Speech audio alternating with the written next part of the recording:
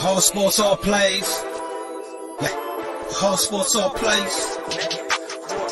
All sports, all plays. 365, we making a plays. You talking the game, get you through the days. We're high in the court, the dime in the lane. Variety, topics, living the same. All presentation, sports information. In the airways, taking the nation. All sport, all plays, like working your faces. Grace at the field, so tie the laces. All sports, all plays. Yeah.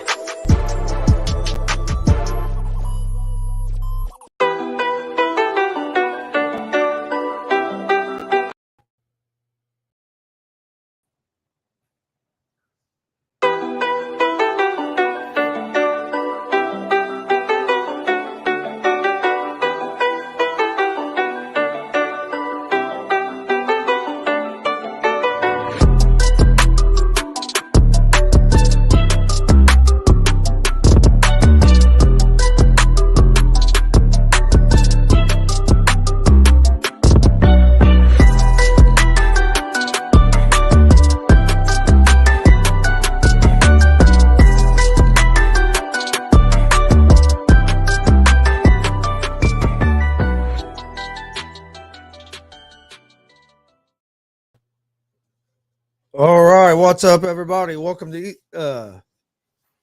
said easy money. The ASAP Afternoon Blitz. Oh, that's the next show. That's here in about 2 hours. Ahead of myself. But welcome to ASAP Afternoon Blitz. Got a lot of stuff going on in the sports world. Some baseball trade talk starting to happen with some big name players. Joined today by Jay McLovin. How's it going, Jay? Hey, I'm doing awesome, man. It's good to be here, brother, on another afternoon talking sports. Well, hey, let's start off with the big name that just came out there. Is that the Angels are shopping Shohei OHTANI. Do you think they'll end up trading him, and where do you think he might go? Yeah, we were talking about this, weren't we? Will they spend their whole lives, with this Angels team and just ride mediocrity, or are they going to do something? I guess the Angels figure at this point, as far down as they are, that they really can't move any further with OHTANI, or even possibly at this point, I don't think they can further with Trout. Because we don't know the extent of Trout's lower back, so it's going to be interesting to see what unfolds there. But with, Shohei OHTANI, I think the Angels, are looking at rebuild. If they're going to shop OHTANI, then they got to be looking at, going back to the drawing board and figuring out what to do. But again, Shohei OHTANI, where does he go? It's official there. They are shopping him. So where does he go? Yankees? Does he go to the Yankees? I know they need another pitcher with Severino on the IL. They got Cortez backing up, but I still think they need probably one more guy in that rotation, just given the fact that I don't know if they're going to solely rely on Herman or German or however you say that guy's name. I don't think they're going to solely rely on him, and I don't think Montgomery is the right guy. So you got two guys I think that are marginal. So really you got Cortez and you got Cole, and then you got Severino, which like I said is on the IL. So I think they do try to plug in an OHTANI, just because, like I said, look what he brings to the DH level, what he brings to the pitching level, and that would be a huge asset brought into the Yankees. That could flip the script for the Yankees to go all the way, honestly, if they add that guy in there. So I could imagine them pulling the trigger on it. We know the Yankees do it, right? They had the unlimited budget. What do you think, Stat Guy? You think the Angels will end up trading OHTANI for the deadline, and where do you think he might end up? I don't think he gets traded before the deadline because all that team has right now is OHTANI and Mike Trout. You lose either one of them, you're putting yourself in a predicament that you don't want to be in, because that team's kind of, I'm not going to say they've been in rebuild mode for like 7 years, but they've kind of been stuck in neutral for the last 7 years, where they seem to have all the talent in the world to be a playoff contending team, but then they play like a team that's rebuilding where they just can't seem to get above 500 for long stretches of time. But you get rid of Trout and OHTANI, you're going to be one of the worst teams in the league. And then next on aren't they one of the worst teams in the league, even with Trout and OHTANI at this point? We saw it last year. Mike Trout was not healthy last year. So you got to take last year out of the equation. Mike Trout has not been himself again this year, and now it's been revealed that he has a rare condition in his back. You also are missing Anthony Rendon again this year in Los Angeles. So, again, the Angels are down essentially 2 of their big 3 bats in the lineup again this year. So it's pretty much just Ohtani at this point and hoping that you can get something out of Trout because Rendon is done for the 2nd straight year. So you lose either one of them, you're going to have to trade Anthony Rendon shortly after, and then your team's going to be in full-blown rebuild mode for the next 4 or 5 years because their farm system is not the greatest farm system at this point either. If he were to get traded and go anywhere, he's going to end up in Los Angeles and go to the Dodgers. Dodgers were the other team that was the favorite to land him when he was being posted by his team in Japan. And the top 3 teams to get him were the Angels, the Dodgers, and the Padres. So if he is to go anywhere, he's going to go to the Dodgers, which would work out in Anaheim's favor because Dodgers have a rich farm system. Dodgers have a rich farm system filled with pitching, which is something the Angels need. So they would just unload Ohtani and probably get a bunch of pitchers in return for him. Yeah, and from what I've been seeing, the Angels are wanting a team's top 4 prospects, at least that for Ohtani. Yeah, I would too. I would too if I was them. And I think that's why that makes a good point for the Dodgers. I see that. And that's why I don't think he'll get traded before the deadline too. One is what Stat Guy said about it would put the Angels in a tough situation the rest of the season. But for the other, I didn't think they're going to want so much for him. And trade deadline's August 5th? Yeah. Second, August 2nd. So you only have a few days left, and that's not very much time to try to put together a big deal like that. So I can see him maybe finishing out the season with the Angels, and if the Angels decide to trade him, it'd be in the offseason. But the Angels, I mean, it's crazy. Like Stat Guy was saying, if you look at their roster on paper every year, you would think they'd be a contending team. But it's either because of injuries or it's just something always happens, and they don't reach their potential. Well, I mean, honestly, outside of Ohtani, though, they really don't have much in the way of pitching. I mean, you have Ohtani, but after that, it's just flat. Yeah, you have Ohtani, you have Noah Syndergaard, who's having a bounce-back year this year, but those 2 are pretty much all you can count on. Yeah. Yeah, and again, I think, like, to what you're saying, Stat Guy, is I think if they were to trade to the Dodgers and get 4 good pitching prospects out of it, then, I think that's a well-balanced trade. Because, and at the end of the day, man, this season for them is done anyway. When you're 22 games back, there is no season. You're just riding out to the end. I mean, honestly, your season's technicality, your season's over. So there is no season. If they could put a trade together within 4 days, I think they could do it. Look, anybody can put anything together if they really want to. It's not like the Dodgers don't know what Ohtani is, and they don't, and the Angels don't know what the Dodgers. I mean, all it is put the names on the paper and let's submit it and get it done. I mean, at that point, they could get the deal done. Will they? Probably not. But could they? Yeah, they could get it done. And the thing with the Dodgers too, like they have guys like Dustin May, who's out with Tommy John surgery right now.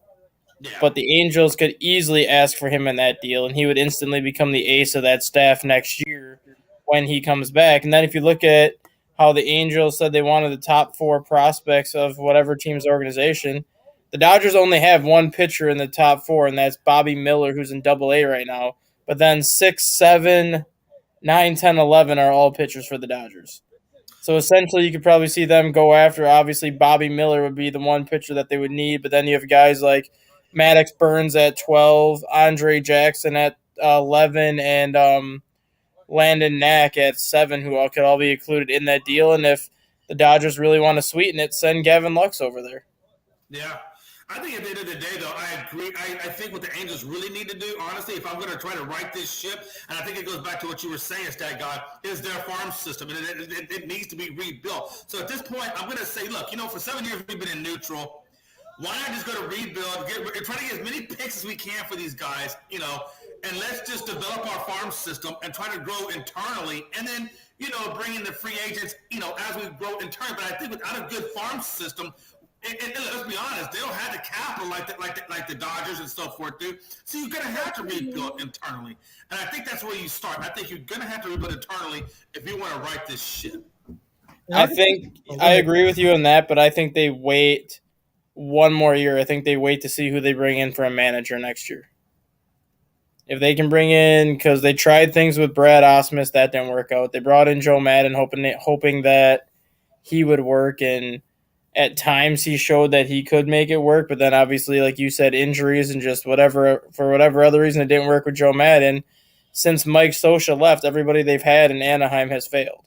So if they can get in, and obviously not Buck Showalter, because Buck Showalter's with the Mets right now, but if they can go and get a manager that's had a proven track record of success, whether it's a younger manager, whether it's an older manager, I think that could ultimately save Anaheim from going into a full rebuild mode. But, I mean, outside of Joe Girardi, and Joe Girardi's proven that he's not even that great of a manager, who would the Anaheim Angels bring in for a manager? Because there's really not many out there that have that proven track record of long-term success. And I also agree with that guy mentioning the Dodgers as a possible destination if it does happen, because the Dodgers could not only, you can use him as a pitcher when you have the guys hurt, but you can also, he could be another bat in that lineup where Max Muncy hasn't been performing up to his standards this season, and neither is Bellinger. Bellinger's having a down year. So, I mean, it wouldn't hurt the Dodgers to get another big bat in that lineup.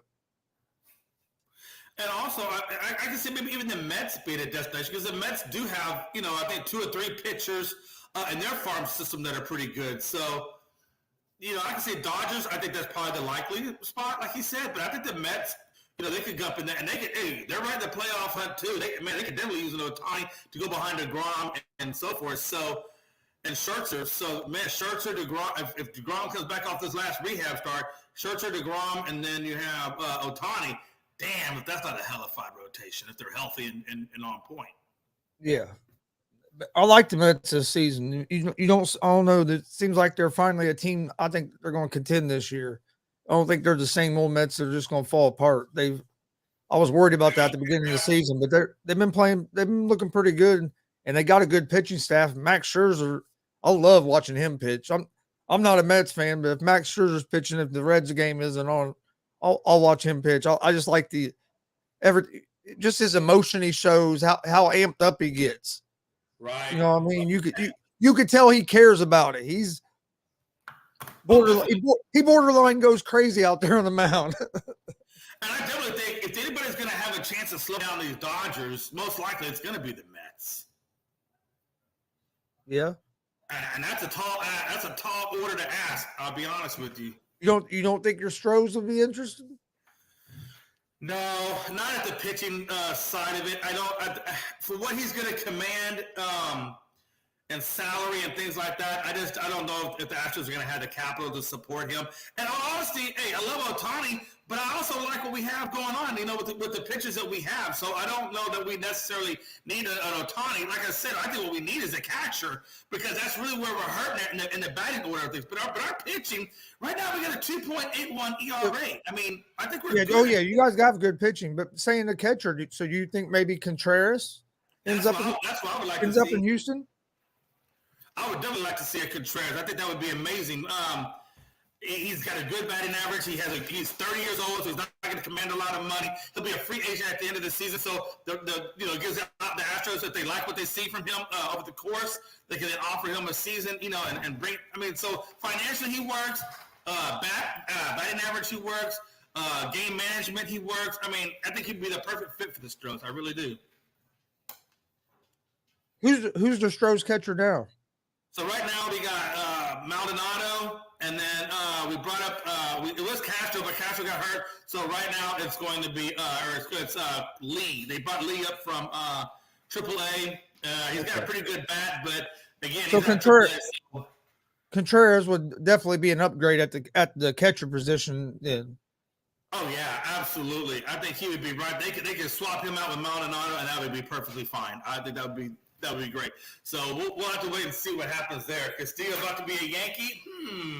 I hope not. But hey, the Reds have already started trading. We traded Tyler Naquin last night, so the Reds have already started trading guys. So it wouldn't surprise me. But speaking of big trades, what's your thoughts on Juan Soto? I've heard the Padres. I've heard the Cardinals. Also heard the Braves was in the running. Where do you think he's ultimately going to end up at? And do you think they're going to get this done before the trade deadline on Tuesday? Yeah, I believe that guy called out right on the morning show when he was talking about St. Louis being the head front runner. I definitely believe that as well. I think he's definitely in the front runnings to get that spot. I know the Cardinals are really trying to get Castillo from the Reds as well, but I don't think the Reds are going to give him to the Cardinals because of the being in the same division. But I know the Cardinals have been calling quite a bit about Castillo because they do need another starting pitcher. Yeah, If they were able to get Castillo and Soto, fuck. I mean that's going to put the Cardinals right back in it. Man, that definitely has you reconsidering them for sure, no doubt about it, man. And I think a lot of that is where I think it's St. Louis. You got to watch out, man. They may be making some moves before the second. I'm not. Oh, that could be. If they make those moves, they bring in Soto and Castillo. Now that would be a very formidable team that could go up against these Dodgers as well. So that would definitely spike up the National League interest in terms of. Because I got to be honest with you. I don't see as much competitiveness in the NL as I do in the AL. I think the AL right now for me is just a tad bit more competitive. I think what I mean by that is not the amount of teams necessarily, but just the top two teams. Like, the top two teams in the AL, are going to be the Astros and Yankees. And these guys, if you watch those series, they're not blowout series. I mean, they're very, very close. When I look at the NL side of it, who's really going to match up with the Dodgers right now? I mean, the Dodgers are playing so incredibly good. Possibly the Mets. Maybe they mentioned the Mets. If St. Louis could pull off some of these trades, then now I'm looking at St. Louis. I thought the Padres was going to be a team that was going to be up there, but they've underperformed this season. Oh, yeah. Oh, no, they absolutely have. And I could see them being in that market for Soto as well. If the Padres just swing a Soto, that'd be great. I still think with San Diego, though, I still look at their pitching. I thought I was getting ready to say their pitching. That's what I was looking up real quick. It was about their team ERA is because their pitching has been struggling this year. What team are we looking at? Padres. I have it right here, but then I just 379. That's actually not that bad. Nope. I was gonna say their pitching hasn't been bad, and they're hitting 241 as a team. It just hasn't. I don't know. They haven't been played at the level. 379. Yeah. Yep. I don't know. That's pretty awfully close to 4, man. I think to be in the competitive realm, especially with the likes of the Dodgers, that ERA needs to be brought down to closer to around 3. Yeah, well, look at how many teams have that though, Jay? No, I understand that, but what I'm saying in the NL, if you're going up against the likes of the Dodgers and you're sporting a 3.79 ERA, that's going to be a little bit tougher for them to compete and give them a run. I mean, if your ERA is under 4, I think that's pretty. Yeah, good. if you have an ERA under 4, you're in like what they consider elite company. Especially when you look at how Major League Baseball is, because if you look at let's see, right now the Toronto Blue Jays lead in all of Major League Baseball in batting average at 268. There's only 2 teams that are hitting above a 260. Yeah, most teams are like in the 240s. Yeah, if you look at earned run average, the Dodgers have the best ERA at a 2.95. Houston second at a 3.05. The Yankees have a 3.1. And then the next team after that is a 3.5. So San Diego's pretty much right in line with those top 5 teams. There's not too many teams that have an earned run average under a 3.5. Astros is at 3.3. Yeah, Astros, Yankees, and Dodgers, and Tampa Bay are the only teams that have an earned run average under a 3.5. If Tampa Bay could fix their starting pitching, that's what has killed them. They only have a couple starters that have been pitching solid. They don't have a bad bullpen. They still have a 3.4 for an ERA, though. No, but you know what I mean? That's why when you look at the Rays, I think they would be more competitive, but they still feel like they need another pitcher, even though their team ERA is not bad. Well, it's just because of how Kevin Cash does things. Kevin Cash is that manager that doesn't care about starting pitching because he uses – how many times does he use an opener that pitches 1 or 2 innings, and then he'll go from him to the bullpen? Or how many times does he use a starter who's like absolutely dominating somebody for like 4 or 5 innings, and then he'll pull him anyways? Like Kevin Cash doesn't manage how most managers does. He just goes with who he knows is going to pitch well and throws him out there. Stat guy, where do you think Soto is going to end up, and do you think they'll trade him before the deadline? On Cardinals. Tuesday? He's going to end up with the Cardinals. The Cardinals have already met with Washington officials this morning in Washington. I know the Cardinals are trying to get Castillo from the Reds as well. Yeah. I mean, the fact that St. Louis's ownership group left St. Louis today to go to Washington to meet with Rizzo and the Nationals ownership group shows you how close a deal has to be to getting done. Because the Nationals have basically said they're going to give Juan Soto one more contract offer this weekend, and if he says no, they're going to trade him, which basically means I think they have a deal in place with St. Louis. They're just waiting to see if Soto takes their last offer. If the Cardinals are able to get Soto and Castillo at the trade deadline, they're going to be a team that they could be a team to reckon with come playoff time. They're always going to be because of their history in the playoffs. I mean, because Castillo's he's been pitching about as good as anybody here, especially his last 7 or 8 starts. He's been going 7 innings plus, and you had him in that rotation with Wainwright and McCollus. I mean, the thing too that everyone is failing to realize is Jack Flaherty's been hurt this year. Yep. Let's just say the Cardinals go and trade for Castillo, and you put him in that rotation with Michaelis and Wainwright, and then all of a sudden Flaherty comes back. Yeah. That's your 4 for the playoffs. You're going to have Castillo, Flaherty, Michaelis, and Wainwright. Yeah, that's a good point. You'd have 4 solids. You'd be setting good in a 7-game series. Yeah, if St. Louis makes those trades, they're definitely going to give. They're probably going to be one of the big teams outside the Mets that would give the Dodgers a run for their money. So that would be very interesting to see. You think there's any other maybe big name players or any other players that we're going to see move here over the weekend? In my opinion, I think those are probably your 3 biggest. I think Castillo, Soto, and Contreras, I think are probably going to be your biggest names. I think Contreras for sure. I think Ian Happ from the Cubs, I think, is going to get moved. I think David Robertson from the Cubs is going to get moved. The Reds already moved Naquin last night. Yep. So Ian, I think I've seen it somewhere where Ian Happ and Contreras, or no, maybe it was Contreras. Is it Contreras and Robertson that were linked together to go somewhere? Ian Happ and Robertson are linked with the Mets. Together. That's the one I saw. Yeah. And then Contreras is being linked to the Yankees, like he's been linked to the Yankees for like the last 4 years. Yeah. Jay wants Contreras in Houston. But Stat Guy, let me ask you this, because I know you're a Cubs fan. Do you think that the Cubs blew that after they won that World Series and then they blew the team up? Do you think they got rid of Rizzo and them guys too soon? I was okay with getting rid of Rizzo because he's 33-year-old. He's a 33-year-old who has a chronic back problem. And you don't know how long you're going to get out of him until his back goes away.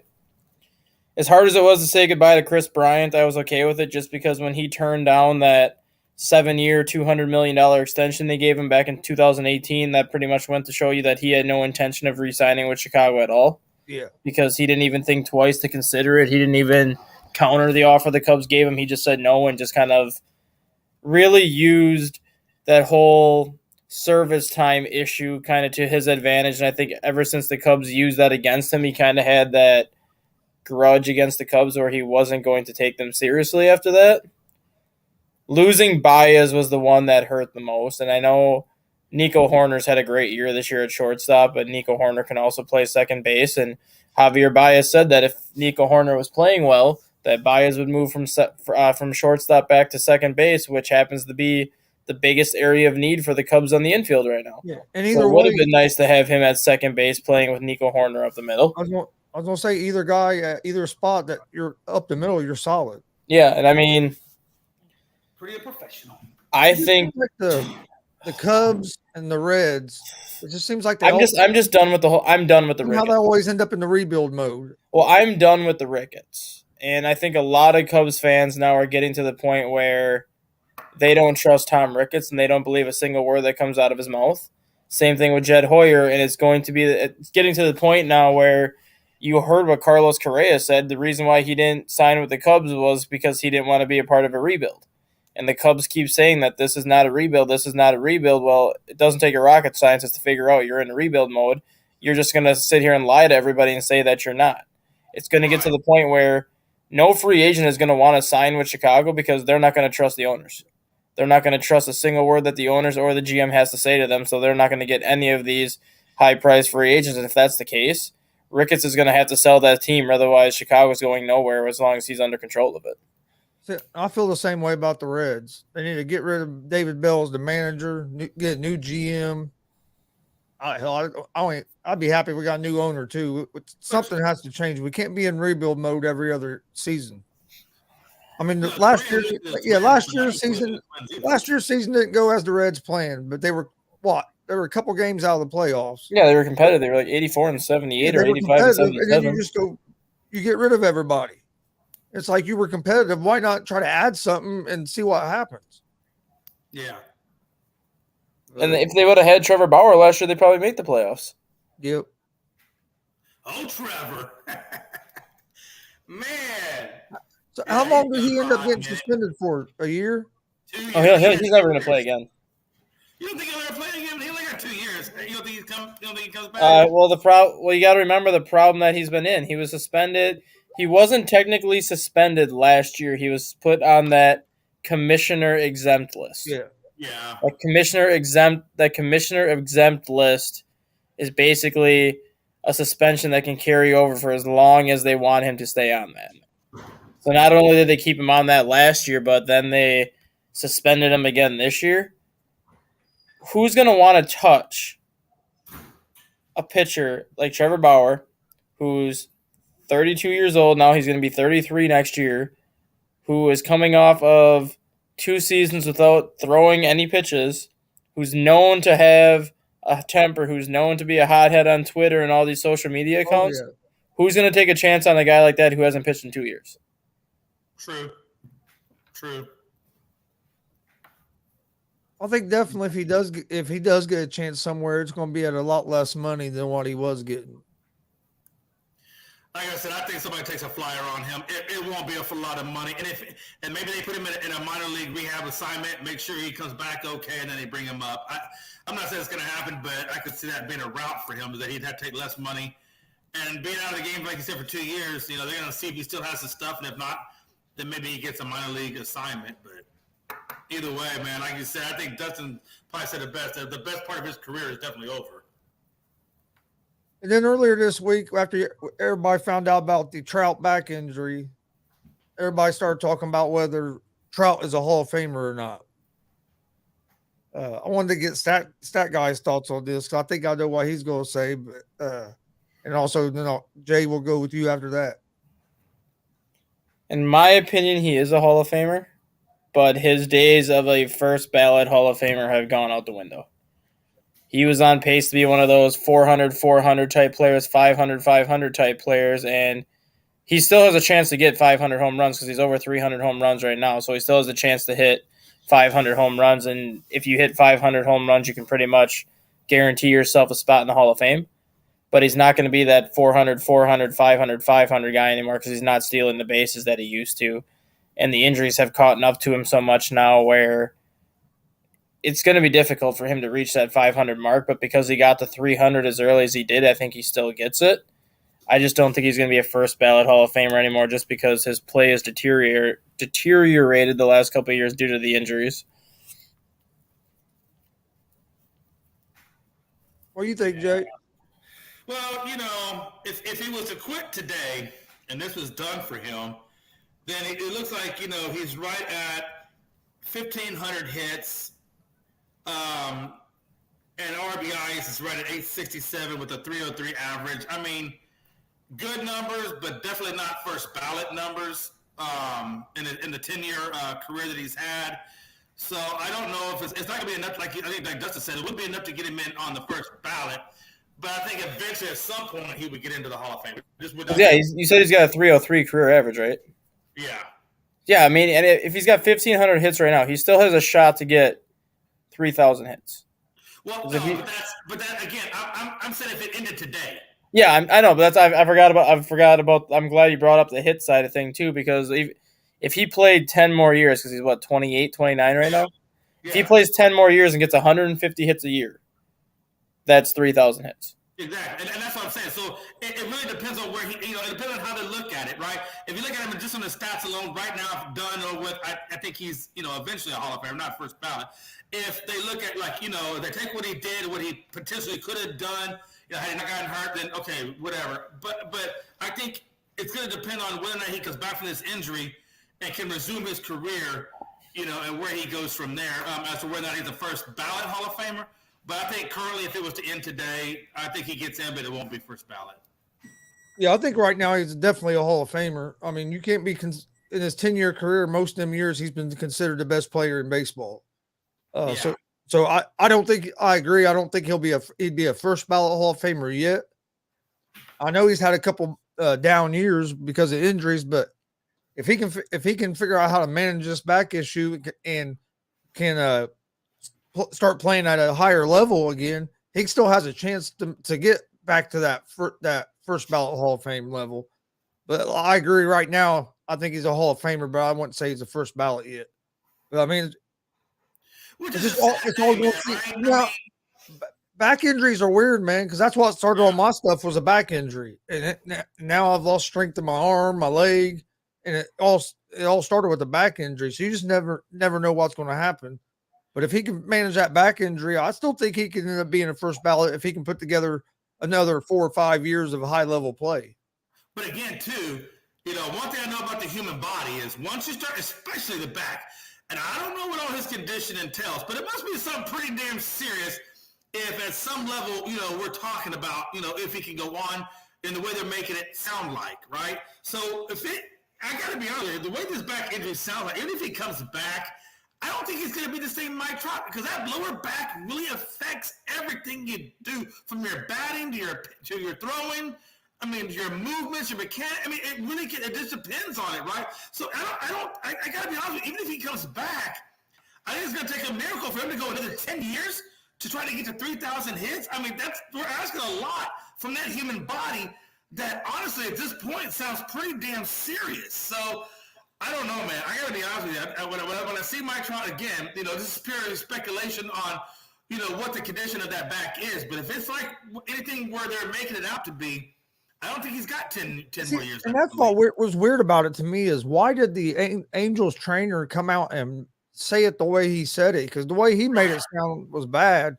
It's like, why would the Angels want that out there like that? So that didn't make a lot of sense. Some kind of rare back condition. Like, I don't know what kind of rare back condition this man has, but dude, if he can wait, you've never heard of his condition before?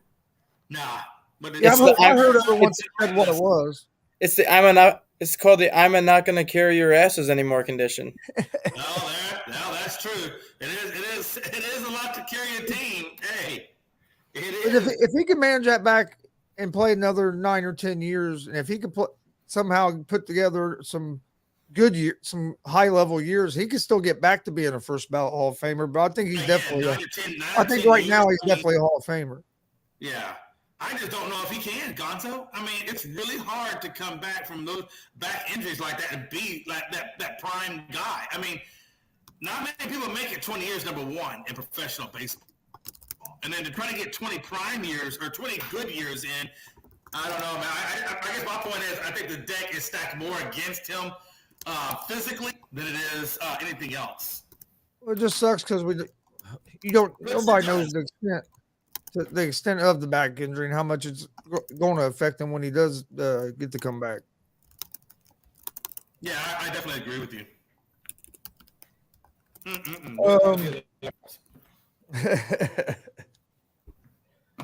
Yeah, this weekend I do like the trade deadline because we might see some action. I don't know. Do you think any other teams are going to be making any moves? I think the Cardinals, like you said, will. You think Padres make any moves, or some of these teams that are right on the edge that think they?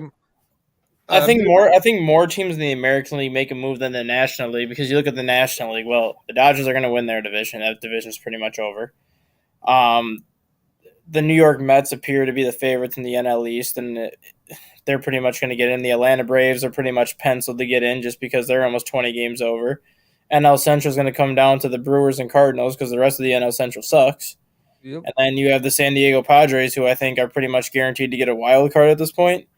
A lot of these teams in the National League can pretty much stand pat and be like, we know the position we're in right now. We can then stay where we are, and we're probably going to get in. And then you look at the American League where you have the Yankees and the Astros are the two dominant teams. And then you have the AL Central where legitimately the White Sox, Twins, or Guardians can all win that division. So somebody's going to have to make a move in that division to kind of get the upper hand over the other team. You look at the Blue Jays, who have gotten red hot to take over the top wild card spot in the American League. They're followed by Seattle. They're followed by Tampa. And then Baltimore is still within 2 or 3 games of that final wild card spot. A couple of those teams are going to have to make a move to try to get the advantage over those teams. I think the AL is going to be the more active market just because you have so many teams that are so close together that somebody's going to have to make a move to get that upper hand. Yeah, you have more teams that feel like they're just a move away in the American League than you do in the National League. I definitely agree on that. What do you think, Jay? I think Toronto in that wild card spot would be the more. I don't see the Twins doing much. I think the Twins they just are what they are, but I can see Toronto possibly making a move. And Toronto's big need has been starting pitching. Yep. And how many starters right now are on the market for Toronto to go get? You have Castillo if they want to go in on Castillo. You have Frankie Montas in Oakland if you want to go after him. You have Paul Blackburn in Oakland if you want to go after him. Like there's 3 or 4 legitimate starters that Toronto can pencil in there, and their rotation instantly becomes better. Yeah, Tyler Malley's name's been mentioned too. Yeah, Montas has been mentioned a lot in Oakland. I can see him being on the move somewhere. I think he gets moved. Oakland started playing better baseball here the last couple of weeks, though. Hey, so the Cubs, for God's sakes, they just had a 6-game winning streak. Reds have been playing better until we blew that game yesterday against the Marlins. Man, hey, let me tell you something about them A's, man. That whole series with the Stros, and I'm not making excuses, but we rested. I'm not making excuses, but games 2 and 3, they actually rested the whole right side of the field in game 2, I think it was, and then in game 3, they rested the whole left side of the field. So, give the A's their credit. Hey, they always play us tough. For some reason, the A's Seattle, they do play us tough. But, we did take that one a little – I think we took that series a little lightly, honestly, man. I don't really count them A's teams. But Seattle now, hey, we got the first out of 4, baby. We got 3 more games against Seattle now. So, yeah, I guess there's 2 – when it comes to Major League Baseball, I want them to go to 8 playoff teams. I want them to kind of be right in line with how NBA does things, where it's the 1-8, 2-7, 3-6, 4-5 format, the same way the NHL does things. And then you pretty much just run it the same way right now, where the top 4 seeds will have that wild card best of 3 series at home, and then after that it goes to the normal format, just because if you're going to add all these wild card teams, instead of having the 1 wild card, they went to 2, and now they went to 3. With the AL especially this year, you need to have that extra wild card team in there, because there's going to be a team that wins 90 games that's not going to get in, because the Yankees and the Blue Jays are probably all going to win 90 to 95 games. Houston's going to win 100-some games. Somebody's got to win in the White Sox. Whoever wins that White Sox division is going to have the worst record in the playoffs for the American League. I agree with you. And they're going to take a spot away from somebody that's going to have 90 wins, but because they're in a better division, is going to get screwed out of it, which is why I think baseball needs to go to the 8-team format. And another thing I would like to see them try, which you guys probably won't agree with it, and I don't think anybody ever will, was go with the minor league format, where you have a first-half division champion and a second-half division champion, and those 2 teams from each division get in, and then you would have a playoff field of 6. Because you look at the minor leagues, you have that first-half division champion where if they win the division in the first half, they automatically clinch the playoffs. But then you have all these other teams that are promoting players for teams that have went through the trade deadline, where they're promoting players through the system, and all of a sudden a team that struggled in the first half is better in the second half and wins the division in the second half to qualify for the postseason. You could easily do something like that in the major leagues, because look at how many teams play better after the All-Star break, whether it's because they make trades, whether it's because they lose people or whatever, because if you get off to a bad – you cannot win a division based off of your start in the regular season, but you can lose a division. Yeah, because that's like the Reds. I mean – Since May, they've played almost 500 baseball. If you have a lot of injuries at the beginning of the year and you have a terrible start like the Reds had, you can lose a playoff spot within the first month of the season. Yeah, not 'cause gonna But you lie. can't win. But you can't win the division based on that. The Reds have they played 500 baseball since May. Yep. But that month of April killed us because we went 2 for 23 in April, and Yeah, I you gotta can't admit, do I that. gotta be honest. I don't like that minor league thing. I do like the NBA scenario that you mentioned, where you had the top 8 teams or whatever. Yeah, just add another playoff team and just do I that. would definitely favor that. I don't favor that minor league. I don't want that crap. But definitely the NBA version. No, the NBA version. I could definitely get on board with that. I mean, look, man. Look, you got a whole damn year. If you're at the end of it, you're at the end of it. If you're not, you're just not. I don't want this middle half and then this half. No. But I do like the 1 through 8 scenario like the NBA has, like what Stat Guy is promoting. Now, that I could definitely get behind. Yeah, no, I'd be fine with adding another team and have 8 teams. I miss the old format. I liked when they had the one night wild card game, one game winner moves on. Them games were always just fun to watch. Because let's be honest, I want to go back 1 second because I've been thinking. If you have the first half champ and he's automatically locked in for the postseason, then I got to be honest with you. I'm gonna play my ass off that first half, and then I'm cutting all my starters out and I'm resting, or I'm putting them on major load man. I'm doing everything I can to not play them because I don't have to worry about it. I'm already locked in. Like, you know what I'm saying? That's what I don't like about that. That's why I don't think that would be a good idea. But also, you look. I mean, if you look at it, what was it 2-3 years ago? The Nationals was the worst team in the league first half of the season. Come out after the All-Star break and go on a run and win the World Series. So I mean, I see. I mean, I think it could be a good thing in a way because you're giving that a team that gets off to a bad start, they're getting the second half of the season can still mean something to them. Well, hell, the second half of the season, if I've already secured it in the first half, what do I care about the second half for? I'm just gonna go out there. Well, I understand what you're saying on that part. But I understand what you're saying on that half of it. I'm saying on the other half of it, I think it would be a good thing because it does keep some teams in the playoff hunt in that second half that wouldn't be. It's interesting, something different to look at. Hey, look, I don't know if we're all smoking pot, but that did not sound interesting. Maybe I need to get off some pot because somebody sent me some pot. I think whenever Dustin's smoking and Chris is smoking, can I get some pot? Why? Why? I don't need no pot. If the VA doesn't, I don't need no pot. I'm good. I'm clean. I don't do drugs. I said the Mohawks kind of helping my brain inhale a little bit. No, but I really do. I can definitely get. I saw Stat Guy get fired up a little bit for the first time this morning. I was like, okay. I'm sorry, I don't take too kindly to asinine and stupid comments. You want to play stupid games, you can win stupid prizes. Man. That dude. Whew. You want to play stupid games, you can win stupid prizes.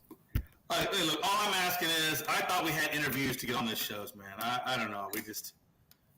I guess we're not interviewing quite like we should. Yeah, I guess not. What do you guys think about? If you're gonna get a job if you're gonna get a job podcasting with any network, it doesn't matter what network it is. That should probably be a couple of the questions. Hey, give me your top 10 NBA, your top 10, and then we'll see if where you fit that criteria. You should ask the question. All you had to ask is Aaron Rodgers in your top 14? And if they say no, you're out of here.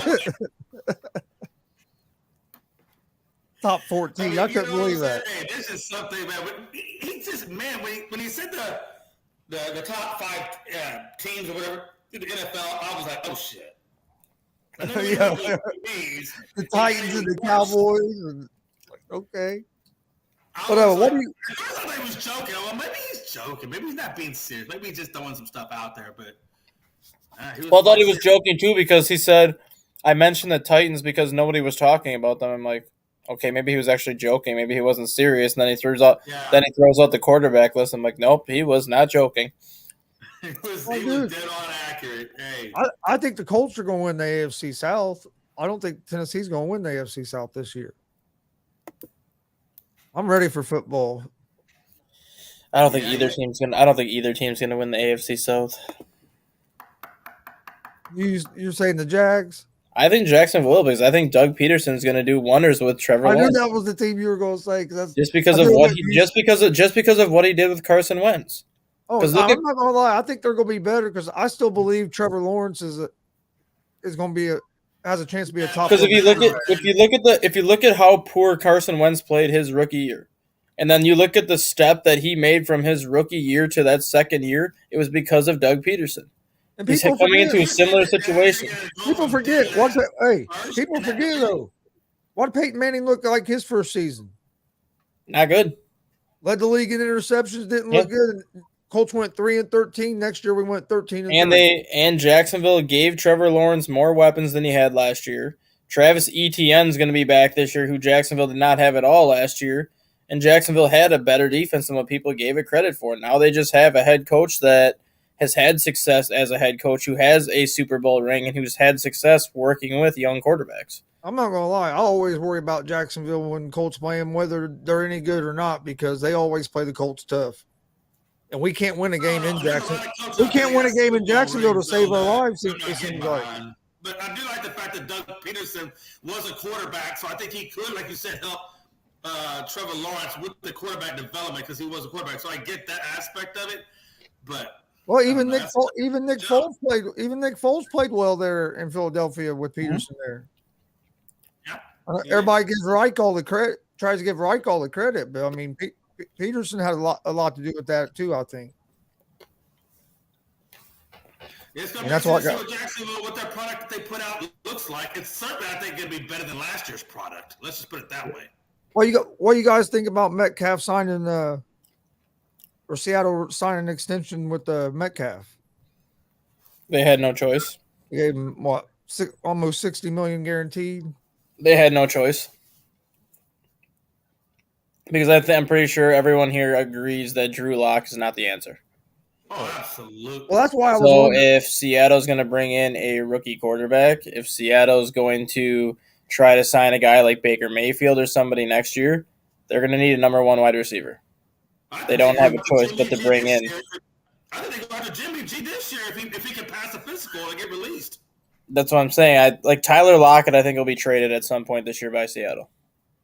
Yeah. But they needed a number one receiver just to build for the future, whether it's because they need to get a rookie quarterback, whether they get like Mayfield, like I said, or somebody else. They needed that number one receiver there that a quarterback's comfortable having, so they didn't really have a choice but to bring in DK. But the fact that they only gave him a 3-year extension as opposed to like these 5-6-year deals leads you to believe that Seattle's not 100% sold on him as like that franchise receiver where if they go into like a 2 or 3 year rebuild, you could see him traded before that next competitive team comes in. He might be just used as that safety blanket just to help whatever quarterback comes in while the team is figuring everything else out. I suppose DK didn't want to test the market to see if he could get onto a contender. He couldn't because this was his final year of his rookie deal. He couldn't test the market until after his rookie deal was up. That's what I'm saying. I'm surprised he just didn't wait and then just test the free agent market. Oh, you're saying you're surprised he didn't just play this season and then? Yeah. I mean, like, why stay with Seattle when you know they're a hot minute away for doing anything? Why not test the market when it comes available? Yeah, but if you're getting offered almost $60 million guaranteed, yeah, it's hard to pass that up because his rookie contract probably wasn't for a whole lot of money. Most of these rookie contracts aren't for a lot of big money, especially if you're not a quarterback. Well, that's true. Because they're all slotted into a certain price thing with where you was drafted and stuff. He's making $2.4 million this year. Next year he'll be making 25. Yeah. So to go from 2 to 25, that'd be hard. If they put that in front of you, that'd be hard to say. I'm gonna play this season, and then you get hurt. I'm gonna play this season. I'm gonna tear my ACL and then screw myself out of a long-term deal. But that's the other reason that's another reason why he might have been happy with the 2 or 3 year deal because he'll still have a chance to be young enough. Yeah, he'll be 27 by the time the contract's up, 26 or 27. Yeah. So he'll have a chance to re-up again and maybe move to a different team. Yeah, it's a good point. What do you think about the Cardinals removing this study clause? Yeah. I don't think they actually. Honestly, I don't think they actually removed it. I think they just said they removed it just to get the media off their back. I really don't think they actually removed it. I'm still curious as to because it was mentioned on the morning show that that 70% of the league has this clause or whatever in there. Maybe they did. Maybe it's just worded differently. I don't know, but I just think it's interesting that none of these other quarterbacks were made a big deal out of. But because as an NFL quarterback, this shouldn't even be a stinking question. Yeah, this shouldn't be a question. Watching film should be second nature to you when you get to the NFL. Like when you're in high school, when you're a high school quarterback, you have a Sunday film session. That is your film session on Sundays. Then every night after practice, your coach sends you huddle videos of the team that you're supposed to play on Friday night. Granted, they're only 10, 15-minute clips, but it's still clips that you're watching in high school. You get to college. Wednesdays are your film studies for what you are seeing on Saturday. Sundays are your film studies from what just happened the day before, and you're looking at what you saw differently and what you can change. And then when you do your Wednesday film study, you're looking at the team that you're about to play and how you can face them. When you get to the NFL, you have so much film study under your belt, from high school and from college. It should be second nature to you. You shouldn't even have to question it. You shouldn't even have to fight to be like, well, I don't need to watch film. It's second nature to you at this point. Like, if you want to be a better quarterback, watch film. There's a reason why on Sundays. The Cardinals clearly felt it wasn't second nature to him. Yeah, but there's a reason why on Sundays you always see quarterbacks looking at the Microsoft Surfaces. Whenever you see players on the sidelines, who are the ones that have the Microsoft Surface in their hand? It's always the quarterback. It's never the wide receivers. It's never the running back. It's always the quarterback. And then if he sees something, he'll bring it over to the wide receiver and point certain things out. As a quarterback, watching film is the most important part of your job. Yeah, you'll see the quarterbacks and the linebackers on defense a lot of times. Yeah, watching film is the most important job as a quarterback. It's more important than actually going on the field and producing, because as a quarterback, you need to know exactly what the defense is doing, how they're lining up to face you. If they line up in this formation, this is what they're going to do. If they switch an audible to this is what they're going to do. If you don't watch that and study it, you're screwed. And see, that's where I think everybody wants to say that Murray struggles in the second half of the season has been all due to the injuries. Okay, so it's been because teams are watching film on him to figure out what he does, and he's not watching film back to figure out how to adjust the film to make the adjustments. I think that's a big part of it. That's why you see the Cardinals get off to kind of a hot start at the beginning of the year, but then when them teams in the second half, them teams start making adjustments, he don't make no adjustments. I think that's a bigger part than what the injuries have been. And the other issue that I have with it, I used to see quite a bit of it because my son's a big Cardinals fan, so I've watched them a lot. But the other issue that I have with it too is he's 5'9". He's not like this big 6'2", 6'3" quarterback that can see over the offensive line. He has to run around. He has to ad lib and create his own play. But the only way you can do that is to watch film, so you know where everybody on the defense is going, so you know where you can run out to, so you know where to run out and find the opening in the seam. Yeah, he has to create passing lanes. I mean, being that short, you have to move more than like you said, a taller guy, because if you don't, there's no passing lanes. You're going to throw right off one of the offensive lineman's helmet. And the hardest defense to figure out was that old Mike Zimmer defense when he used to use those constant A-gap blitzes. And the only way to solve those blitzes were to watch film, because you could see exactly who was blitzing based off of how they lined up. If Kyler Murray's not going to watch film and a team that runs that scheme comes at him, he's going to get sacked 10 times because he's not going to know which blitz is coming from where. Yeah. I don't know. What do you think, Jay? Yeah. I think it makes it. If the Cardinals did, I don't know. I just think it makes the Cardinals look bad coming out now and say, "Oh, we took it off there because." It's kind of like, why are you going to backtrack now? If that's really what you believe, stick to it. Yeah. Don't let the media back you off of it. And that's the thing, right? If obviously there's an issue with Kyler. If it wasn't an issue, they would have put in the damn contract. You know what I'm saying? Or I don't know. And then Yeah, something just doesn't sound right in that whole situation. And his body, like if you watch the Cardinals play, like his body language on the sideline and stuff, a lot of times he looks like, I don't know, disinterested. Like Yeah, I noticed I that. don't know, his body language sometimes is like it almost looks like he don't want to be there. This is something that they should be adding to the NFL Combine, in my opinion. Instead of doing like these bench presses and 40-yard dashes, which everyone's like, oh my God, 40-yard dash, you run a 4.2, I want you because you're faster than hell. Get rid of the cone drill. Get rid of some of these agility drills for quarterbacks and give them a drill where they have to read a defense. Put like a series of plays on film and have them break down what they are seeing and then have them go on the field and try to duplicate what they just broke down on that film. Because if they can't do that, then it's going to take them a while to get used to that at the NFL level.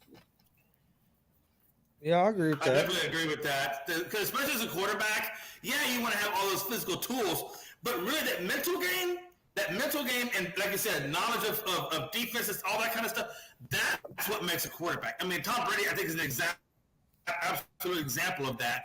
Not as gifted at the combine and things like that, but his mental IQ, his football IQ, things like that are what make Tom Brady so valuable. And those are the intangibles a lot of times, like you said, to Dustin's point, I think that get overlooked. And then one thing too, if you got, I don't watch ESPN that much anymore, but remember when John Gruden used to be on ESPN before he got his Raiders second chance, and he always did that. And he always did that quarterback show where they had whatever rookie quarterback come in for 10 minutes. That was and they actually would just one break thing I down liked plays. Look at how successful those quarterbacks have been after doing that with John Gruden. And now look at a lot of the rookie quarterbacks now that did not do that with John Gruden. I'm not gonna lie, I missed that because that was one of the things that ESPN actually had that I liked. But I'm just saying, like, you look at Josh Allen did that with John Gruden, Patrick Mahomes did it with John Gruden, Watson did it with John Gruden. Like, all the quarterbacks that did that when John Gruden was doing that pretty much had instant success in the NFL because they knew how to dissect film and look at things better than a rookie who never did that. I have a question about Watson. If they don't decide on his discipline before the beginning of the season, is he allowed to play? No. Nope. Like they're letting him be at training camp and stuff, so I didn't know if he was allowed to play. He will be put on the commissioner exempt list like Trevor Bauer. Okay, that's what I was thinking, but I hadn't heard for sure. Where he can practice, he just can't play. Now, if he gets suspended and he appeals it, they're just going to keep him on the commissioner's exempt list so he can't play. Yep. Because if he went on the exempt list, he could still play until he got. Yep.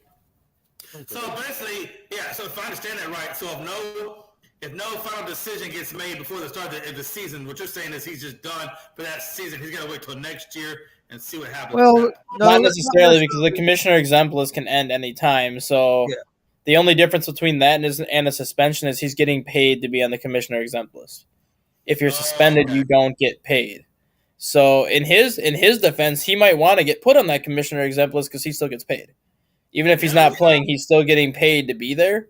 Versus if the NFL says, "Oh, you're suspended for the year," well, then he doesn't get paid as $40 million. Either way, man, the Browns are still getting screwed pretty heavily in this deal with them right now. Yeah, because not only that, they rubbed Baker Mayfield the wrong way, so to the point where he didn't want to be there anymore. Where honestly, they should have done what they could to fix that relationship with Mayfield, and basically said, "I know that we've screwed you over. I know this and that, but we want you here this year. We want you to go out and have a great year. That way you can set yourself up next year for wherever you want to go and sign that big contract." Yeah, that's what I said. There's no way I'll let Baker walk without going and talking, getting a face-to-face with him and talk to him and see if there was any way I could get him to stay for at least 1 year. I think Cleveland was stupid for not doing that.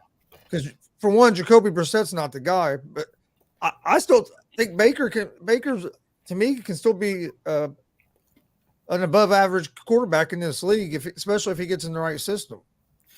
All I'm coordinators he's had, how many head coaches he's had. It hasn't been no consistency. And all I'm looking forward to is the next State Farm commercial that shows Baker Mayfield moving out and Deshaun Watson showing up with the registered sex offender papers. Yeah. Man, that would have been a great commercial at the field where Baker hands over the keys and says, have fun. I'll tell you what, that Carolina Panthers team might not be too bad. They have a good defense. And if Baker can get in there and play well, especially if McCaffrey can stay, That's the key. they're not going to have a bad team. McCaffrey's the key. McCaffrey's the key. Yep. Yeah. Mayfield had a lot of success in Cleveland because of Nick Chubb. Sure If he does not have that running game, he's not going to do well in Carolina. He needs McCaffrey. He needs Chuba to take that load off of him. Yep. Well, every quarterback, though, needs a running game. Without a running game, then they really just can hone in on you. So Really? Patrick Mahomes does not need a running game because they don't have one. Kansas City hasn't had one for, 3-4 years. They'll get some talented running backs. They just don't use them. Yeah, the only quarterback that can be successful in the NFL without a running game is Patrick Mahomes because he's never had one. He's been so used to playing without a running game that he doesn't need one. Same thing with Josh Allen. Josh Allen is Buffalo's running game. He doesn't have like that running back that he can lean on. It's him, and then it's his arm. And see, I think that's one of the things that has been hurting Lamar Jackson is his running backs have been hurt. And for him to be effective, he needs that running game to be good because then that's when the defense don't know who to tackle, the running back or him. But if they don't have to worry about the running back, they can just key in on Lamar. Yeah. For him to be effective, he needs to be able to throw the ball 40 yards downfield and complete a pass. Yeah, that's true. 7.5 average is horrible. It's just freaking horrible. He's getting ready to get paid, though. Maybe. Yeah, he's definitely going to be in the rain. Oh, no, dude. I think there's a chance that they might franchise tag him and decide next year whether to sign him to an extension. But does he play? Does he come out and play like you say he would? Excuse me. I think he plays. Until he got paid. I think he plays. Because hell, if he plays and has a good season, that's just more money he's going to make. And if any of these other quarterbacks sign, that's just going to make him worth more. I know, you're taking a risk on injury, but we've seen guys bet on themselves and it pay off. Yeah, like you said, you just got to hope that it doesn't hit you, though, man. Especially I think the media has been focusing on this more too because Lamar Jackson's his own agent. Yeah, he is. Yeah, you don't see many players, especially like a star quarterback player, that is their own agent. So I think that's another reason the media is paying so much attention to it because they want to see. And I think even maybe some of the players are paying attention to it because I think as an agent, you don't want this to start happening because some of more of these younger guys might start saying, hey, we don't need agents. We can do it ourselves and not have to pay you that money. That's true, though. That is true. That is definitely true. And then, what else is new in the world of sports? Gonzo? We talked about so much on that morning show, damn. He said we talked about it. So, who do you guys have, as of right now, who do you think is going to be in the World Series? Let's go back to some baseball.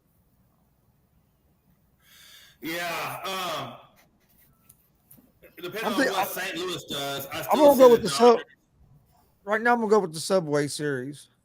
Mm-hmm. You would. It'd be cool to see a Subway Series again. No, I will go with them. I will go with the Mets in the National League because if Jacob deGrom comes back, which it looks like he's going to be back very shortly, good luck beating Max Scherzer and Jacob deGrom in a best of 7.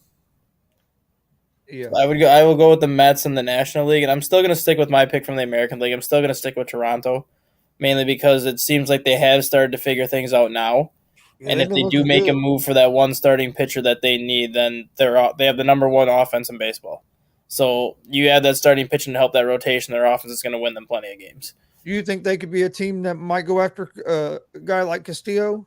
I don't think they go after Castillo. I think they go after Montas. Montas, okay. That's still a good pickup, though. Yeah. Because Montas is that sinker baller, and that's the kind of pitcher you want in the American League East as a sinker baller. Yeah, because Judge and Stanton will chase that crap all day. Judge smoked that walk off last night.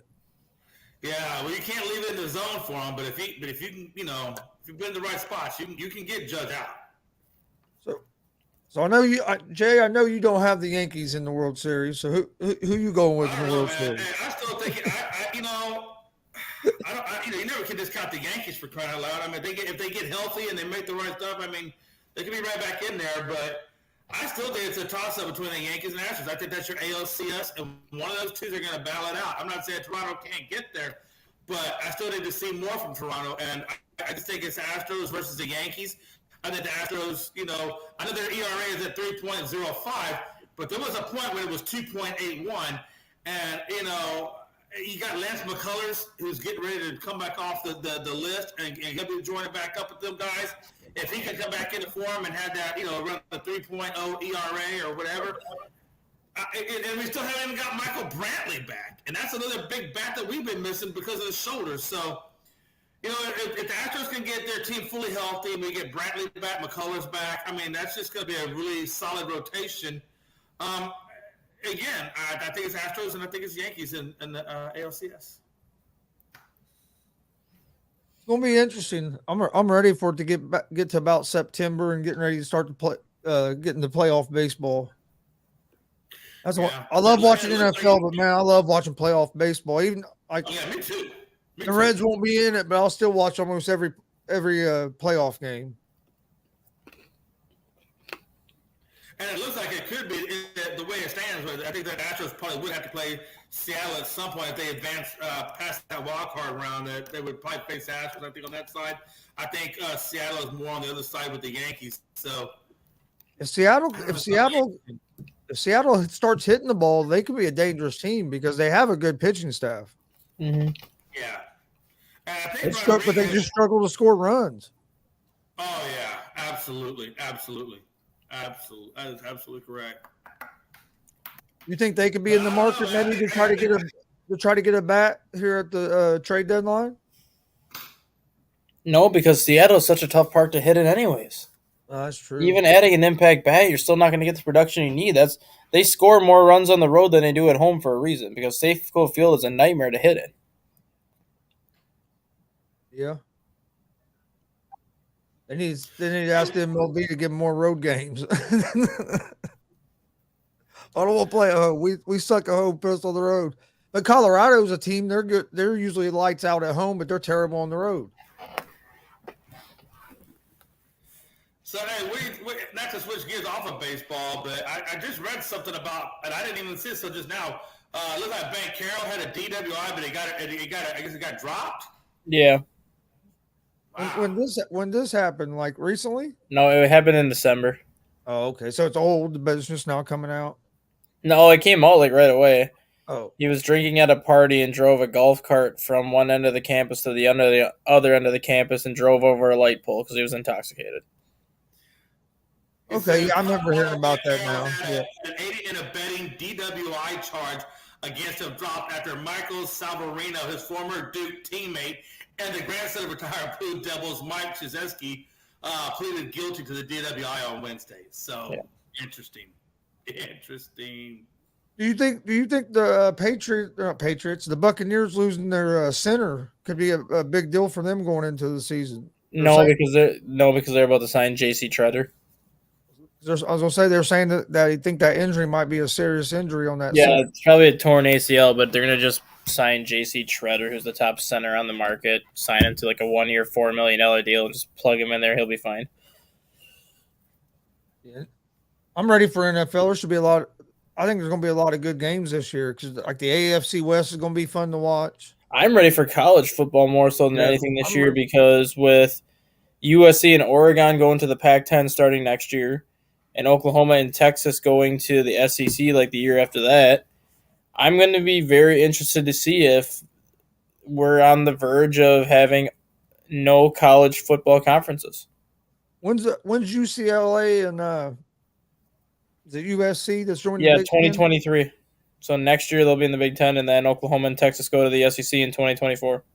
And I think that's going to be interesting in college, like college basketball as well, because Basketball, I don't think it'll matter just because everybody is on the same playing field for college basketball. You don't have the FCS and FBS like breakdown.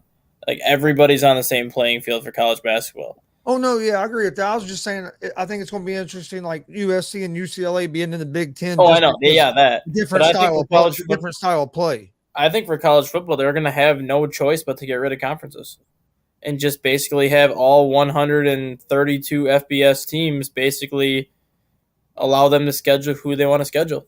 I think they should. Do you think they should expand the playoffs to more teams than 4? I think 8's the perfect That's number. what I think 8. What's your thoughts on that, Jay?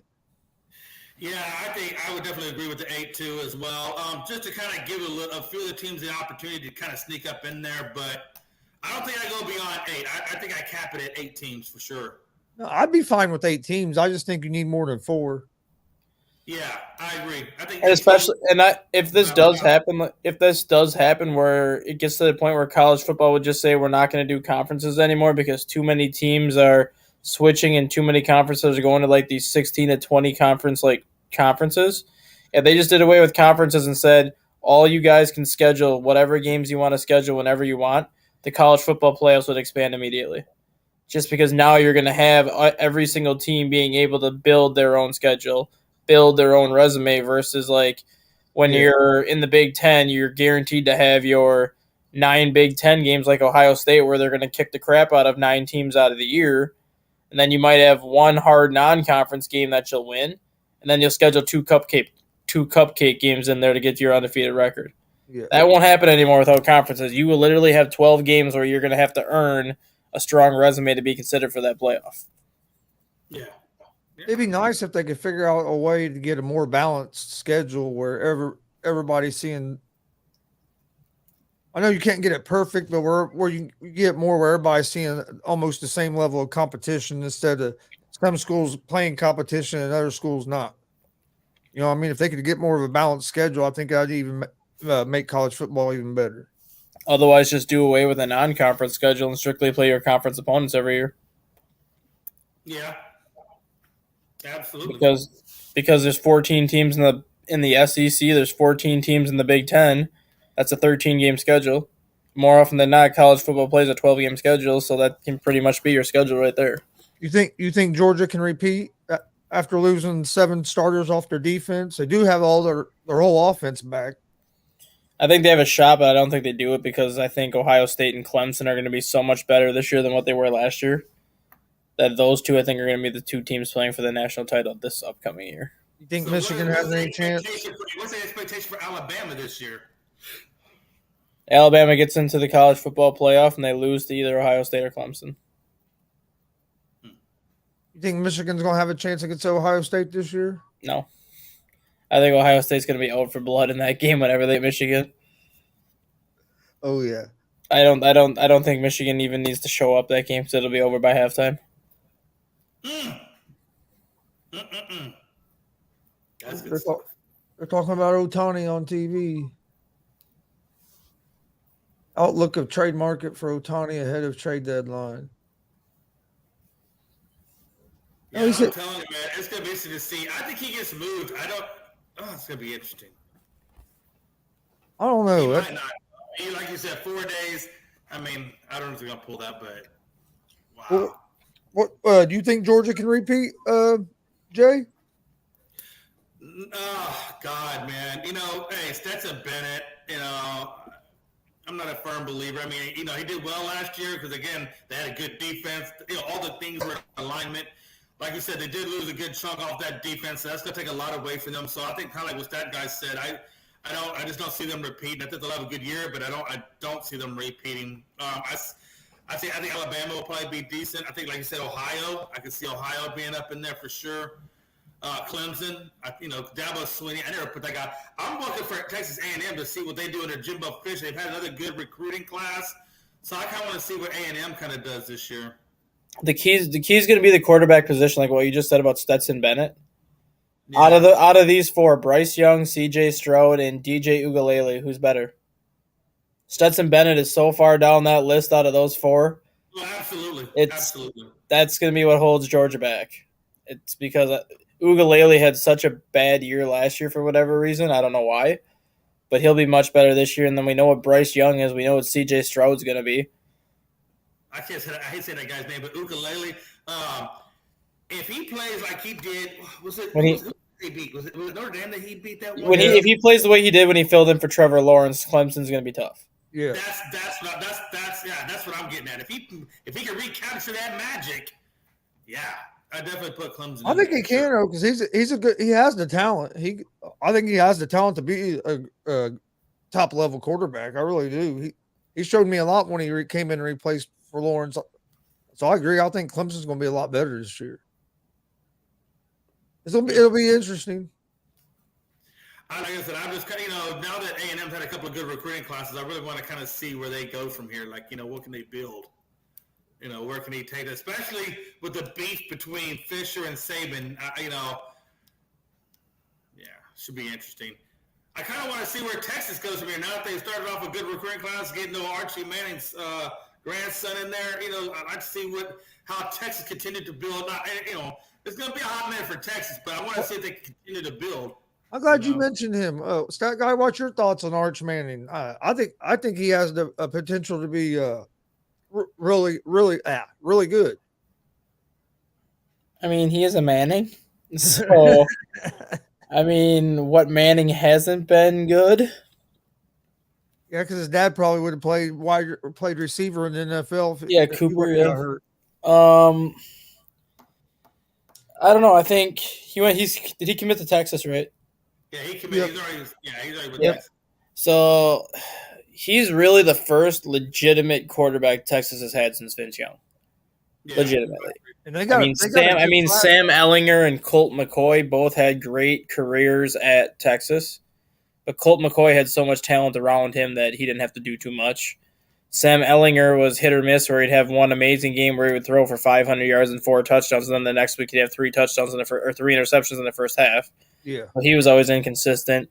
And then you had Vince Young, who was so freakishly athletic in college that he was just basically that one guy that could just take over a game whenever you wanted him to. Archie Manning is going to be that guy that I think Texas has been missing for so long. You have Texas is known as the football capital of the world. They're known as the big brother in the state of Texas. Well, guess what? Texas A&M and Baylor have become the big brothers in the state of Texas the last 5 years. That's I think true. Texas has kind of gotten to the point where they're sick of it. So getting a guy like Manning is, I think, that first step to maybe getting that top recruiting class in a couple of years. And if they can get that top recruiting class and still have Manning there, he'll be just fine. Texas will be in that college football playoff picture, I think, before Manning leaves for the NFL.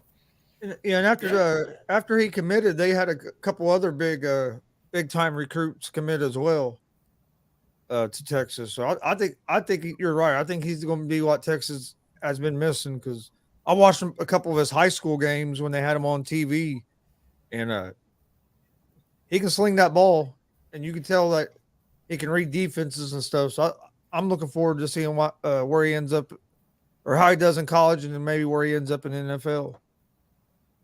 I'm not going to lie. I'm hoping maybe if the Colts don't ever get a quarterback, maybe we end up with another Manning. No chance. All right, let's get the final thoughts. Jay, we'll start with you. What's your final thoughts here on this Friday? Yeah, my final thoughts are, again, it's going to be a really good, interesting night of baseball. If you're not paying attention right now, in the MLB in terms of where they are, the Dodgers and Yankees are locked up right now, even apiece. Astros about 2 games back. So again, I'm really kind of curious to see how the Dodgers they obliterated the Rockies last night. So I want to see if Rockies can bounce back and get one from them. Yankees are still continuing to play KC, so I don't really see much going on there. I think they should be able to handle KC. We got Seattle. I'm still working on that sweep of that second sweep in a row over Mickey Delaney's team. So you can bite that one, Mickey. And no, man, be nice. Hey, I know, damn. Well, you know what? He hits me in the DMs every day. You don't understand. This guy like is in my DMs, almost like a damn stalker. It's really creepy, almost even. It's weird. It's weird. Like I'll be sitting there, watching a movie with the wife, and I'll get like these. Hey man, you see what the Astros did? And I'm like, bro. It's like having your personal reporter give you step by step playbacks. Hey, you got a guy. No, man, I can't get rid of this guy, man. No, and his profile picture's him in his underwear, so it's even worse. It's a really bad combination, man. No, but hey, again, man, final thoughts, man. Hey, football, I want to try to be alive. I want to see what these Bucks do. They got a pretty damn demanding schedule. If you guys look at the Bucks schedule, they play, pretty much all the damn top teams that we mentioned on today's show on the morning. They play all those guys. So it's going to be interesting to see, where these Buccaneers land, especially with Jensen winding up probably out, 3 or 4 months with that knee injury. So that's a big blow to that offensive line. Which, let's be honest, if Tom Brady has to scramble, it's over. If he can't stay in that pocket and be upright, it's over. So even though we were kind of dismissing that a little bit on the morning show, that Jensen injury is going to be kind of huge, and if they can fill that void until he can come back. So, yeah, man, we're trying to be alive. I have to ask you a question, Jay. Is Aaron Rodgers in the top 14? For the love of God, yes. Now, my final thoughts is don't forget tomorrow night, join us for the SummerSlam and UFC 277 watch along that GSR and Unscripted are doing together. Join us for that tomorrow night. Here in about a half hour, me and Pride will be doing a UFC preview and prediction show right here on the ASAP Sports Network. And then we'll also tonight, Dustin's going to join me and Jonathan Mathis on the GSR show tonight at 11 p.m. Eastern on the Gonzo Sports Room, YouTube, Facebook, and Twitch. So come hang with us tonight for those. You guys got anything else? And sticking with football for a minute, if nobody's heard of this kid, go look up the name Julian Juju Lewis. He is a 14-year-old quarterback who got his first Division I offer as an 8-year-old. And he now has a Division I offer for virtually every single school in the country. He is not playing for his 8th grade football team. He's actually going to be starting for his varsity high school team as an 8th grader this year. Damn. That's okay. What the hell state is this in, though? Huh? What state is he in? I want to say Georgia. Wow. Okay. Interesting. That's interesting. 14 years old, and you're going to be the starting quarterback for your varsity team. Hey, okay. Shit. What do they put in the milk out there? I'm gonna have to look him up. That's pretty amazing. You don't see many 14-year-olds start varsity. That's insane. That's insane. But all right, okay. What'd you say, Jay? That's crazy to me, man. I mean, if 14-year-old for varsity has already got D1 commits, I mean, damn. I mean, that's crazy. We had this kid that was living with us, and he ended up getting shot and killed. But he was living with us for a while, and he was at 15 years old, or no, not 15, at 12 years old. He was throwing a baseball 76 miles an hour. Wow, that's something else too, man. That's crazy. 76. He got shot and killed when he was 16 years old. Oh, that's but, man, he had one of the best arms I'd ever seen. I get back there and umpire, and from 46 feet, it's like boom, that ball's there quick. Yeah. But he had great control too. He probably there's something great, man. He could have. Thing to see, man. I hate seeing that with these kids, man. I'm telling you.